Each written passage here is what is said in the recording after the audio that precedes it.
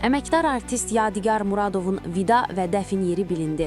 Şuşa Dövlət Musiqili Dram Teatrının direktoru əməkdar artist Yadigar Muradov 66 yaşında vəfat edib. Gözaltı Ölkə.az-a istinadən xəbər verir ki, bu barədə teatrın Facebook sosial media hesabında paylaşım edilib. Bildirilib ki, o, müalicə aldığı xəstəxanada həyata gözlərini yumub. Xatırladaq ki, səhhəti pisləşən Yadigar Muradov oktyabrın 4-də xəstəxanaya yerləşdirilmişdi. Muradov Yadigar Mərmədoğlu Ağdam rayonunun Novruzlu kəndində anadan olub.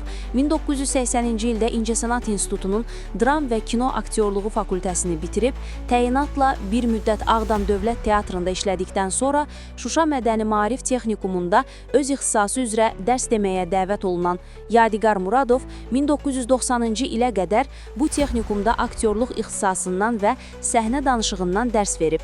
1990-cı ildə Şuşa Dövlət Musiqili Dram Teatrı yaradılandan bugünə qədər teatrın direktorudur.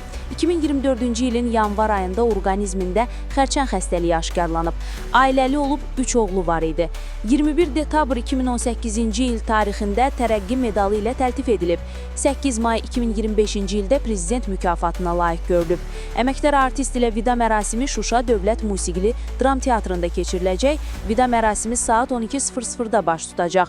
Daha sonra onun nəşi torpağa tapşırılmaq üçün Badamdar qəbristanlığına aparılacaq. Gündəlik hadisələrdən xəbərdar olmaq üçün bizi izləyin. Söz altında yox, göz altıda qalın.